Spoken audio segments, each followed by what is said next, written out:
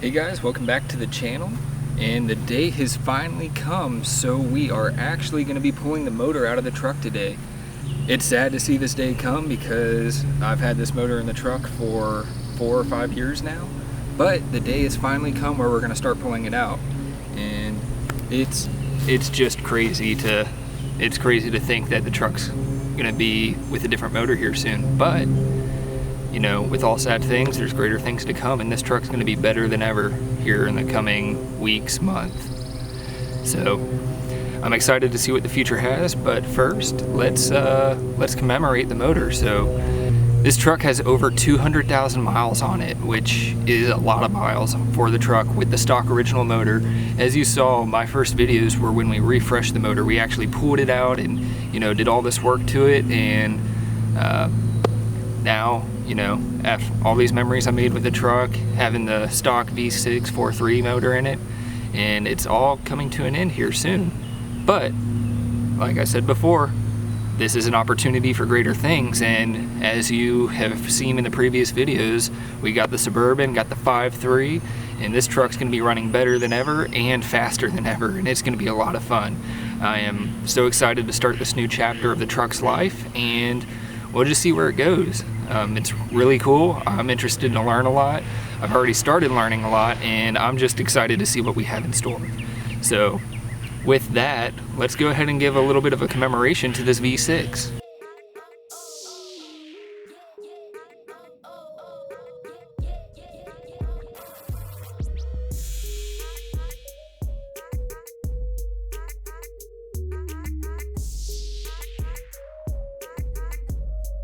Come over to the truck. I think I left the keys in it. If not, they're in my pocket. Now, put the key in, and let's see what it says. Almost 203,000 miles on the truck. So this truck has been through a lot. It's got a lot of miles on it, but it's still running. Go ahead and pop the hood. And there it is. The stock V6. It's been a little dusty. Just haven't drove it much lately since I got my new truck, but I have been driving it. I have to say, this truck's been very dependable for me 90% of the time. I say 90% of the time because the truck has left me stranded.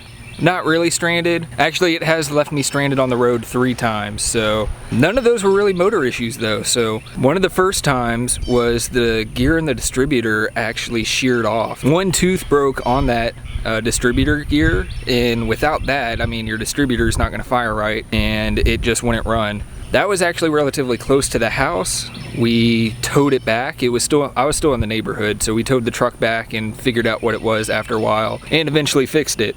Now, I had the truck on tow trucks twice. One time that I had the truck on a tow truck was because of, the neutral safety switch. The wiring for the neutral safety switch was messed up, and it's still not 100. You can notice when you shift it right now that the light doesn't automatically go through what gear it is in, or it's sluggish, but without that neutral safety switch running properly, I couldn't start the truck. So I went to the movies with my brother, and we made it there fine, no issues, but then I couldn't start the truck because of this, so it got towed back home so that we could figure out what the issue was and eventually fix it. The other time, so I was in college driving on the interstate with my roommate, and the truck, we were in stop and go traffic, and the truck just started, like, it wasn't wanting to move whenever, like, once you're stopped and started to get going, it wouldn't want to move. It was sluggish, it wasn't right. And then I eventually pulled off to the side of the road. We were going, and the truck just cut off. So I pulled off to the side of the road, and there was a code up on the dash. So I take a code reader with me everywhere in this truck. And what it ended up being was, I believe, either the cam position sensor or the crank position sensor. I think it was the crank position sensor. There was something wrong with it, so it wasn't running right. And I had to fix that, obviously. Like, we couldn't go anywhere, so I had to get a tow for that. And what it ended up being was the wiring for it. It wasn't even the sensor itself, it was the wiring. So fixed that, got it done, truck ran perfect after that. So I didn't get stranded from this other one, but I was driving home from work one summer, and getting onto the interstate, I just saw my temp gauge go up. I could smell coolant everywhere. it wasn't great at all. And what ended up happening was I had a hose blow. We went and replaced all the radiator hoses except for one, and you know what happens? That was the one that actually blew. So that's how it always goes too. So if you're gonna do it, replace everything. Lesson learned, but still.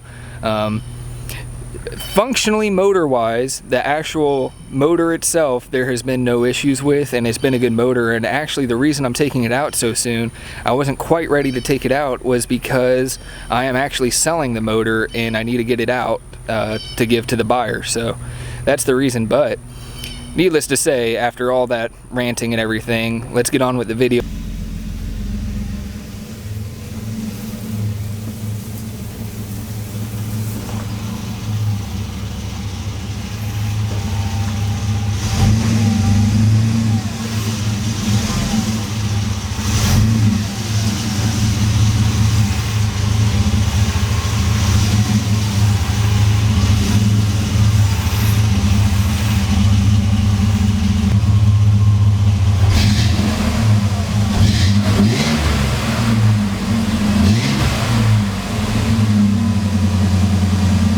And there we go, that's the last time she's coming in here under her own power with a 6-cylinder. Next time you see her moving under her own power, it will be with an 8-cylinder 5.3 LS motor. So pretty exciting to see. Let's go ahead and keep on going. The first step is to take the hood off.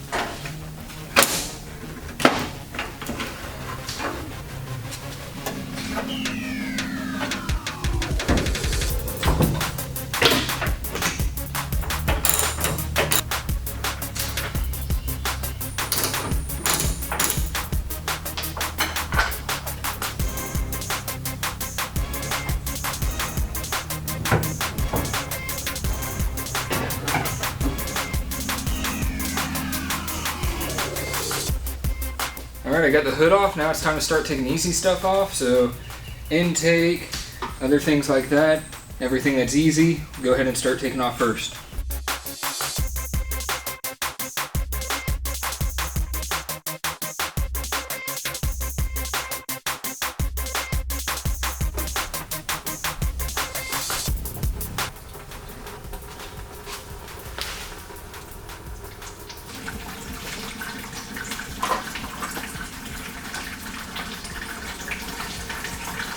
So right now I got the drain plug. It's all the way down there. I don't know if you can see it. It's all the way down under this lower radiator hose. There's the drain plug. I got that out. Undid the overflow and took the cap off the radiator. And now I have all of it going into a bucket right here. So now just waiting for the levels to go down. This might take a while because it's coming out pretty slow, so just wait for it to drain.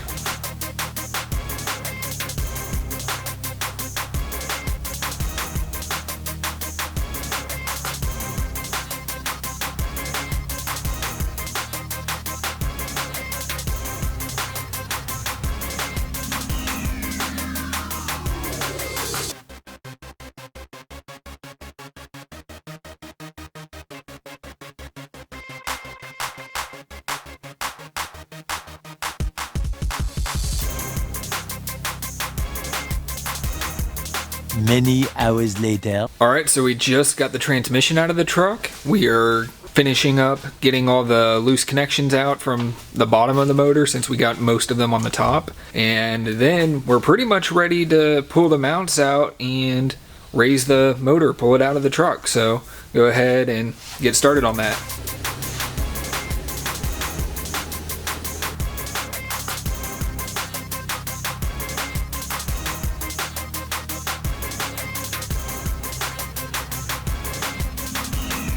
Alright, so we have everything pretty much ready to go for pulling the motor. Have all the connections hopefully disconnected. I'm not going to say everything is, but we got everything we could see so far. We set up the jack point on the motor. Got the grounds. We already disconnected the motor mounts. One of them actually turned out to be broken, but that doesn't surprise me. Last time we did this, we had a broken motor mount as well, so it seems to be a pretty common design with S10s and Sonomas. Just from personal experience. But yeah, we're getting ready to pull the motor out.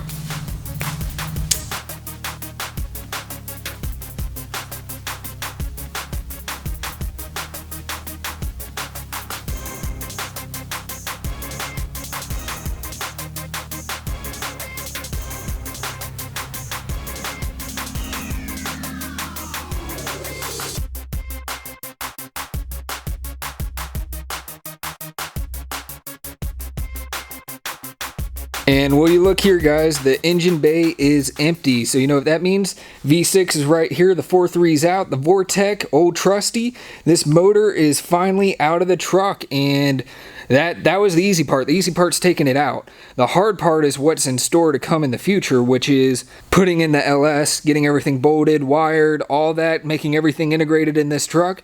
That's the hard part, but we made one big step towards getting this truck to LS power. I hope you guys enjoyed the video. Don't forget to come back for more future content on this LS swap. Give a like, subscribe, and thanks for watching.